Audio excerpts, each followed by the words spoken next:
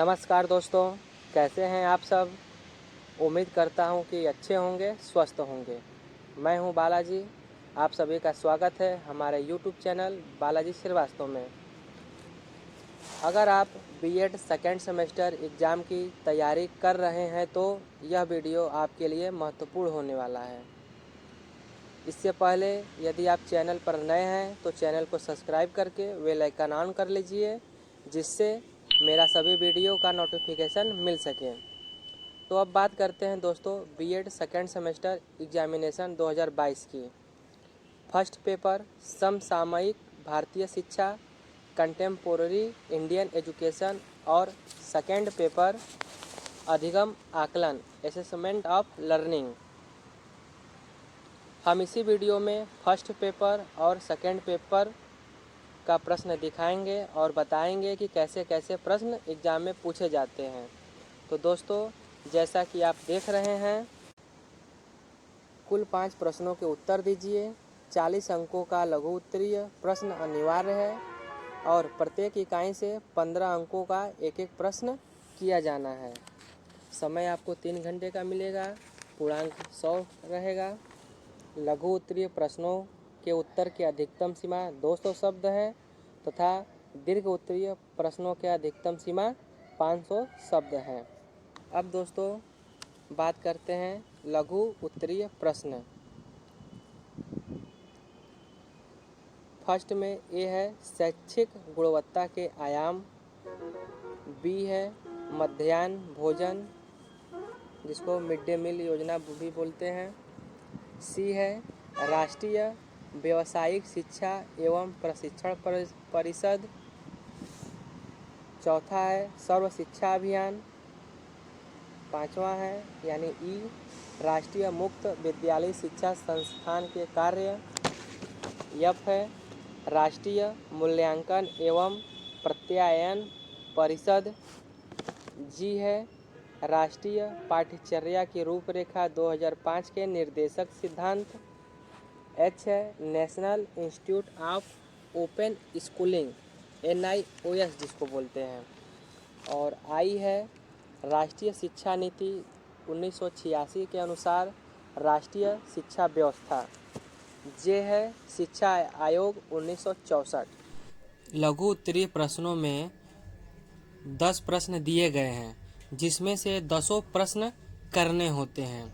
लेकिन कुछ छात्र ऐसे हैं जो ऊपर लिखा हुआ है कि कुल 5 प्रश्नों के उत्तर दीजिए, तो वो समझते हैं कि लघु उत्तरी में केवल 5 प्रश्न के उत्तर देने हैं और 10 दिया है, लेकिन ऐसा नहीं है। वो 10 के 10 क्वेश्चन करने होते हैं। आप ध्यान से देखिए, पहला क्वेश्चन में लिखा है ना 10 × 4 = 40, तो इसमें 10 प्रश्न दिए गए हैं। एक प्रश्न 4 नंबर का है और 10 प्रश्न कुल करने होते हैं। ठीक है। अब बात करते हैं इकाई प्रथम यूनिट फर्स्ट की। तो इसमें पहला प्रश्न है जिसको क्वेश्चन पेपर में दूसरा दिखाया गया है। भारत में गुणवत्तापूर्ण प्रारंभिक शिक्षा के समक्ष प्रमुख चुनौतियां क्या है? इन चुनौतियों के समाधान हेतु सुझाव दीजिए। अथवा तीसरा प्रश्न है शैक्षिक गुणवत्ता उन्नयन में जिला शिक्षा एवं प्रशिक्षण संस्थानों की भूमिका का मूल्यांकन कीजिए। दूसरा और तीसरा में से किसी एक का आपको आंसर देना है। अब बात करते हैं इकाई द्वितीय यूनिट सेकेंड क्वेश्चन नंबर 4। शिक्षा आयोगों की प्रमुख सिफारिशों का आलोचनात्मक मूल्यांकन कीजिए। भारतीय शिक्षा व्यवस्था पर इसके प्रभाव की समीक्षा कीजिए। अथवा नवोदय विद्यालय समिति के प्रमुख उद्देश्य क्या हैं? नवोदय विद्यालय के योगदान का आलोचनात्मक मूल्यांकन कीजिए। क्वेश्चन नंबर 4 और 5 में से किन्हीं एक प्रश्न का उत्तर देना है। अब बात करते हैं इकाई तृतीय यूनिट थर्ड क्वेश्चन नंबर 6। राष्ट्रीय शिक्षक शिक्षा परिषद के क्या कार्य हैं? शिक्षक शिक्षा की गुणवत्ता उन्नयन में इसके योगदान की समीक्षा कीजिए। 7वां प्रश्न है अथवा माध्यमिक शिक्षा के व्यावसायीकरण से आप क्या समझते हैं? भारत में माध्यमिक शिक्षा के व्यावसायीकरण हेतु क्या प्रमुख चुनौतियां हैं? क्वेश्चन नंबर 6 और 7 में से किन्हीं एक प्रश्नों के उत्तर देना है। इकाई चतुर्थ यूनिट 4 क्वेश्चन नंबर 8, शैक्षिक अवसरों की समानता से आप क्या समझते हैं? राष्ट्रीय शिक्षा नीति 1986 में इसके लिए क्या प्रावधान किए गए हैं? अथवा क्वेश्चन नंबर 9, किन्हीं दो पर संक्षिप्त टिप्पणी लिखिए। ए है सर्व शिक्षा अभियान, बी केंद्रीय विद्यालय का संगठन, सी राष्ट्रीय पाठ्यचर्या 2005 जिसको एनसीएफ 2005 भी बोलते हैं, डी शिक्षण संख्यानों में गुणवत्ता मानक। क्वेश्चन नंबर 8 और 9 में से किन्हीं एक प्रश्नों के उत्तर देना है। यदि आप 8 करते हैं तो 1 देना है, यदि 9 करते हैं क्वेश्चन तो 2 देना है।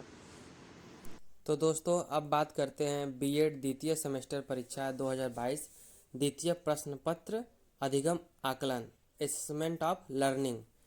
इसमें भी समय 3 घंटे का है, पूर्णांक 100 है, 5 प्रश्नों के उत्तर देना है, 40 अंकों का लघु उत्तरीय प्रश्न अनिवार्य है और प्रत्येक इकाई से 15 अंकों का एक एक प्रश्न किया जाना है।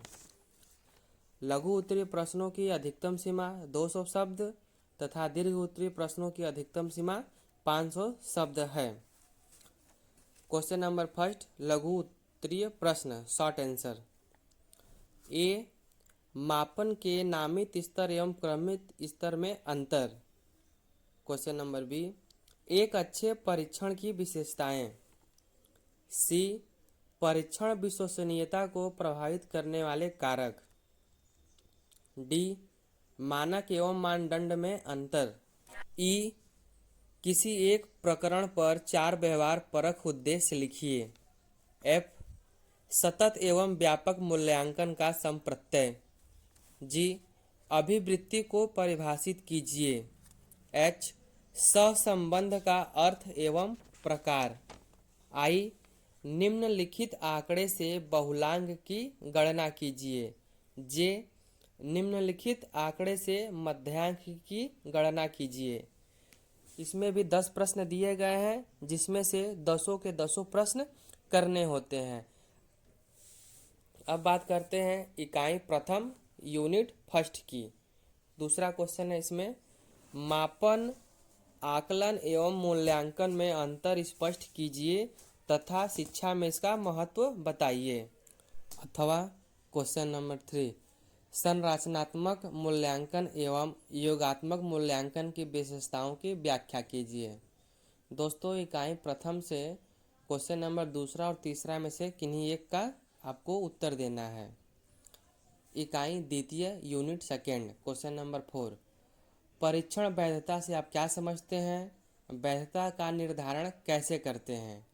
अथवा क्वेश्चन नंबर 5, पद विश्लेषण क्या है? पद विश्लेषण की प्रक्रिया को उदाहरण की सहायता से स्पष्ट कीजिए। क्वेश्चन नंबर 4 और 5 में से किसी एक का आंसर देना है आपको। अब इकाई तृतीय यूनिट थर्ड क्वेश्चन नंबर 6, मानक संदर्भित एवं निकष संदर्भित परीक्षणों की विशेषताओं का वर्णन कीजिए।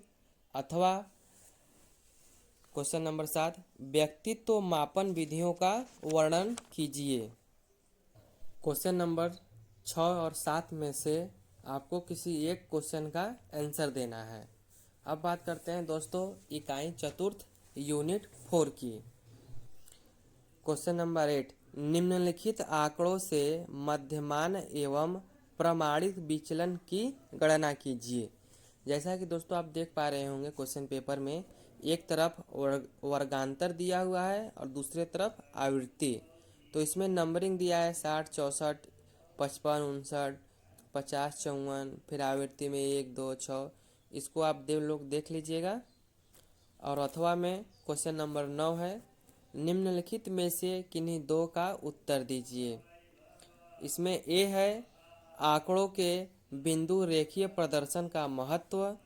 बी है आंकड़ों के केंद्रीय प्रवृत्ति से आशय।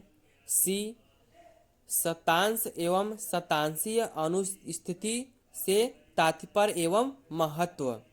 तो दोस्तों ये था बीएड सेकेंड सेमेस्टर का सेकेंड पेपर अधिगम आकलन। आप लोग वीडियो देखिए, क्वेश्चन पेपर को हल कीजिए और कमेंट बॉक्स में ज़रूर बताइए कि वीडियो कैसा लगा। धन्यवाद दोस्तों।